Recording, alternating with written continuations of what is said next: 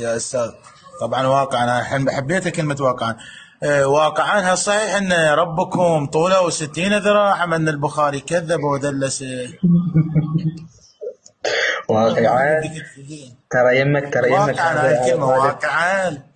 طيب أحمد، ترى هذا اللي يمك أبو معاوية هو تلميذ عند الحيدر، فهذا السبب بس يتكلم أنا فيها ما قلت شيء، أنا واقعا. حبيت الكلمة. والله حبيت الكلمة، قلت له واقعا هل صحيح أن ربكم طوله 60 ذراعا أم أن البخاري دلس وكذب حتى على رب العالمين.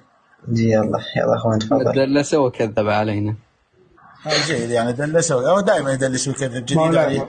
لا أنت يعني أنا قلت اسمي. لما قلنا طول 60 ذراعا لأن ما قصدنا الله سبحانه وتعالى، قصدنا آدم عليه السلام.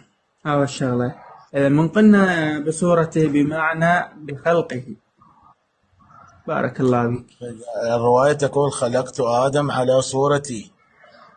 خلقت آدم لا على صورته. هيك الرواية على صورتي. راجع الرواية شوف. بالرواية. طيب بالرواية خلق آدم على صورته طوله 60 ذراعا. طيب بس ثواني، بالرواية خلقته.